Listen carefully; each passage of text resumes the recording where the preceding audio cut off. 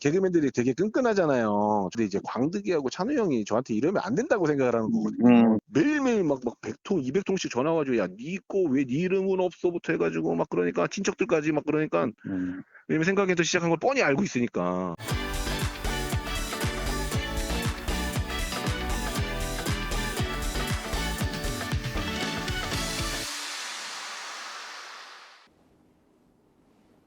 안녕하십니까, 강희롱의 클로즈업입니다. 방송인 정찬우는 김호중 소속사 생각엔터테인먼트의 3대 주주 중 한 명입니다. 지난해 말 기준 금융감독원 전자공시에 따르면 생각엔터테인먼트 주식은 이광득 대표가 28.4%, 최재호 이사가 29.7%, 정찬우가 28.3%, 카카오엔터가 10%, SBS 미디어넷이 3.6%를 각각 보유하고 있습니다. 이광득, 최재호, 정찬우 등 이들 3인에 대한 주식 불법 취득 및 부당 이득을 챙겼다는 의혹이 제기돼 고소장이 접수된 사실이 확인됐습니다. 고소인은 생각엔터테인먼트 전 공동대표 정연호 씨와 주주 김한배 씨입니다. 고소인들은 이들 3인에 대해 특정경제범죄 가중처벌법상 사기와 사문서 위조 및 동행사 등의 혐의로 지난 6일 서울 강남경찰서에 고소장을 접수했습니다. 고소인들은 정찬우 등이 김호중의 소속사인 생각엔터테인먼트를 설립할 당시엔 주주가 아니었고 주식 양도 서류를 위조해 주식을 편취한 뒤 수십억 원의 부당 수익을 올렸다고 주장했습니다. 정연호 생각엔터 전 공동대표와 사내 이사였던 김한배 씨는 고소장 접수 불과 이틀 만인 지난 토요일 고소인 진술을 마쳤습니다. 8일은 공휴일임에도 경찰이 고소인 진술을 빠르게 진행한 것은 사안의 중대성을 고려한 것으로 보이는데요. 생각엔터 이광득 대표와 본부장 등이 현재 구속돼 수사를 받고 있어 연계 수사가 이뤄질 가능성이 커졌습니다. 법률 대리인을 대동하고 정 전 대표와 함께 강남경찰서에서 고소인 진술을 끝낸 김한배 씨 얘기를 전화통화로 직접 들어봤습니다. 제가 이제 연호랑 광득이한테 얘기했어요. 너네 둘이 친구니까 사이좋게 지내라. 너네 둘이 으쌰으쌰해서 재호 말 듣지 말고 너네가 갖고 가라 그냥 했는데 네. 연호가 버림받았더라고요. 연호가 버림받아가지고 나와가지고 이제 저 찾아온 거죠. 개그맨들이 되게 끈끈하잖아요. 선후배간 그죠? 저는 이제 솔직히 재호한테는 그게 없어요. 근데 이제 광득이하고 찬우 형이 저한테 이러면 안 된다고 생각을 하는 거거든요. 그럴 수 있죠. 재호 말만 듣고 왜 내 입장 얘기 안 듣고 저게 딱 붙어서 난 이게 너무 그런 거예요. 개그맨들 나랑 지낸 시간이 뭐 15년, 20년이 됐는데 네. 그러다가 이제 호중이 터지고 나서 전화를 진짜 하루에 한 200통, 300통 받은 거예요. 네. 야, 왜 네 주식 없어? 네 주식 왜 없는 거야? 이거에서 처음에 뭐 한 열 몇 번까지는 이제 설명을 해줘요. 네. 그러다가 이제 한 15번, 20번, 30번 넘어가면 저도 이제 날아가는 거예요. 그렇죠. 사람인지라. 예, 근데 이제 매일매일 막 100통, 200통씩 전화 와가지고, 야, 니 거 왜 니 이름은 없어부터 해가지고, 막 그러니까, 친척들까지 막 그러니까, 왜냐면 생각해서 시작한 걸 뻔히 알고 있으니까. 네. 김한배 씨는 SBS 개그맨 6기 출신 예능인이고 생각엔터테인먼트 설립 초창기 3대 주주였습니다. 정찬우는 94년 MBC 개그공채 5기이고 SBS 개그맨 8기인 이광득 대표는 김한배 씨의 2년 후배입니다. 둘 다 한때 정찬우의 컬투 산하에 몸담았기 때문에 세 사람은 개그맨 선후배 사이로 막역한 사이였던 것으로 확인됐습니다. 개그계 선배이기도 한 방송인 정찬우는 생각엔터 설립 당시엔 별도 지분이 없는 감사 자격으로 사이드에서만 일을 도왔다고 합니다. 일부 언론에서 설립 멤버 주주로 보도한 것과 전혀 다릅니다. 이는 당시 주주 명부를 통해 확인된 사항입니다. 회사 정관에 따르면 생각엔터테인먼트는 2017년 12월 설립 당시 자본금 3천만 원에 주식 6천주를 발행했습니다. 이광득 대표가 2040주 34%, 정연호와 김한배가 각각 1980주 33%를 보유했던 것으로 확인됐습니다. 설립 당시 사명은 생각을 보여주는 엔터테인먼트였고 김호중을 영입한 1년 뒤인 2021년에 생각 엔터테인먼트로 변경했습니다. 초창기엔 연예 매니지먼트 사업보다는 식음료 유통업과 콘텐츠 플랫폼 사업이 핵심이었다고 합니다. 김한배 씨 주장에 따르면 회사 설립 이후 매니지먼트 사업을 시작하면서 관련 경험이 많은 최재호 이사와 정찬호의 도움을 많이 받았는데 둘은 이를 무기로 경영활동에 자주 간섭을 하기 시작했다고 합니다. 더구나 사업 초창기 생각엔터가 출시한 술 음료 꽐라만시가 히트 상품으로 돈을 벌게 됐기 때문에 정찬호의 입김을 무시할 수 없었다고 합니다.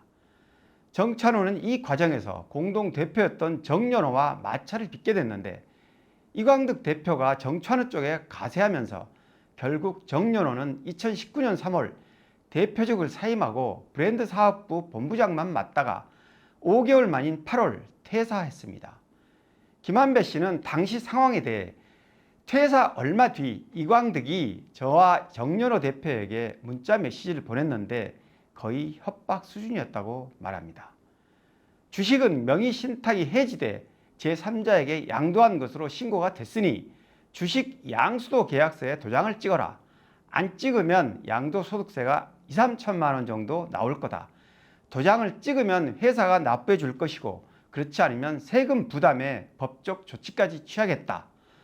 김한배 씨는 사내 이사했던 자신이나 정연호 대표 모두 자신들의 주식에 대한 변동 상황을 사전에 알지 못했다고 합니다. 양도소득세를 언급하며 계약서에 도장을 찍으라는 메시지를 받고서야 주식 양도와 주주 명부 변경이 이루어진 것을 알게 됐다는 것이죠.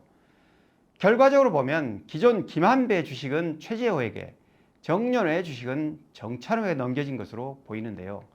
김한배, 정연호 씨는 처음 이광득 대표와 1천만 원씩 주금을 납입해 정상적으로 지분을 확보했다고 합니다. 김한배 씨는 명의 신탁된 주식이라는 회사 주장이 사실이라면 이를 해지하는 절차가 있어야 하는데 이루어진 바가 전혀 없다. 결국 명의 신탁된 주식이 아니기 때문에 주식 양수도 계약을 재촉했던 것이고 세금이 나온다는 것도 말이 안 되는 얘기라고 말했습니다. 주주명부가 조작됐다는 주장도 하는데요. 김한배 씨가 제공한 증거 서류를 보면 2018년 9월 27일자로 작성된 주주명부에는 이광득, 정연호, 최재호로 표기가 되어 있고 2019년 4월 15일자 주주명부에는 시점이 한참 뒤인데도 최재호 대신 원래 주주인 김한배가 포함되어 있습니다. 정연호 전 대표 재직 당시인 2019년 4월에 발급받은 서류가 진짜 주주 명부라면 이미 주주가 변경돼 공증을 받았다는 2018년 서류에 문제가 있다는 지적인데요. 둘 중 하나는 틀림없이 조작됐을 것이란 의심이 드는 대목입니다. 김한배 씨와 정연호 씨는 이번 형사 고소에 앞서 바뀐 주주 명부를 원래대로 복구해달라며 지난달 28일 서울중앙지방법원에 명의 개서 절차 이행 소송도 제기한 상태입니다. 고소장에 따르면 가수 김호중이 생각엔터에 영입된 2020년 이후 회사는 폭발적 성장세를 이어갔고 이 시기 생각엔터는 주주총회를 통해 유상증자를 결의하고 발행 주식수를 2만 주로 자본금은 1억 원으로 늘렸습니다. 김한배 씨는 왜 여태 가만히 있다가 5년이나 지난 시점에 법적 대응을 하게 됐느냐는 질문에 대해 이렇게 말했습니다. 이 사건과 관련한 고소장은 4년 전에도 작성됐다. 2020년 법무법인을 통해 서울중앙지검에 제출하려던 고소장이 존재했다. 다만 찬우 형이나 광득이가 모두 한때는 저랑 끈끈했던 개그맨 선후배 사이이다 보니 주변에 연결고리가 워낙 많았다. 얼르고 달래고 각종 회유와 협박으로 실제 고소로는 이어지지 못했다. 이 부분에 대해 김한배 씨는 2021년 6월경에도 찬우 형이 저에게 지속적으로 만남을 요청하며 도장을 찍을 것을 요구했다. 고소장을 접수하려고 하면 나중에 형이 잘 되면 다 보상해 주겠다고 하거나 주변 연예인들을 통해 끈질기게 회유해 결국 고소장 접수는 하지 못했다고 털어놨습니다. 그러면서 김호중 사건과 함께 언론에 생각엔터테인먼트 주주 명부가 공개된 뒤 더 이상 참을 수 없게 됐다. 회사가 탄생할 당시 스토리를 다 알고 있는 동료들이나 친지들이 너 바보짓을 한 거 아니냐는 전화가 빗발쳤다. 이제는 사실상 폐업 수순인 회사라도 부당하게 편취당한 권리를 되찾고 싶다고 말했습니다. 이미 알려진 대로 정찬호와 최재호는 카카오 엔터테인먼트와 SBS 미디어넷의 지분을 매각해 각각 32억 원의 수익을 올린 것으로 공시된 바 있습니다. 김한배 씨의 주장대로 생각엔터 지분 변동이 불법이었다면 추후 카카오와 SBS 미디어넷 투자 부분도 문제가 될 수 있습니다. 오늘 생각엔터테인먼트 대주주 3인을 고소한 김한배 씨와 직접 인터뷰를 토대로 관련 내용을 짚어봤는데요. 이 사건 관련 핵심 당사자인 생각엔터의 이광득 대표는 범인도피 교사 혐의로 현재 구속된 상태입니다. 네, 제가 지금 유튜브 촬영 중에 바로 조금 전에 저희 더팩트의 관련 기사가 출고가 됐는데 이 기사를 보고 생각엔터테인먼트 그 임원들 중에 한 명이 저에게 이제 장문의 해명, 반론권 차원이라고 보시면 될 것 같습니다. 이렇게 알려왔습니다. 제가 좀 읽어드리겠습니다. 주식회사 생각엔터테인먼트는 2024년 5월 29일 김모 씨, 이 김모 씨는 이제 저와 인터뷰한 김한배 씨를 언급하는 겁니다. 김모 씨 외 한 명이 회사를 상대로 명의 개서 절차 이행의 소를 제기한 것을 확인했다. 법률 대리인과 회의를 통하여 다음과 같은 이유를 근거로 김모 씨 등의 주장은 소송 사기가 의심될 뿐만 아니라 정보통신망 보호에 관한 법률 위반 등 범죄 행위라고 보인다는 답변을 전달받았습니다.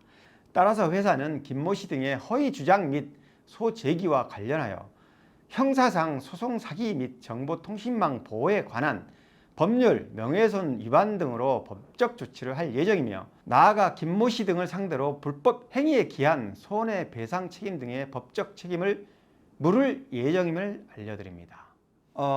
생각엔터테인먼트 측이 보내온 반론권의 전문, 전체 내용은 설명란에 보시면 자세하게 전문을 실어 놓도록 하겠습니다. 강일홍의 클로즈업 오늘 여기까지입니다. 고맙습니다.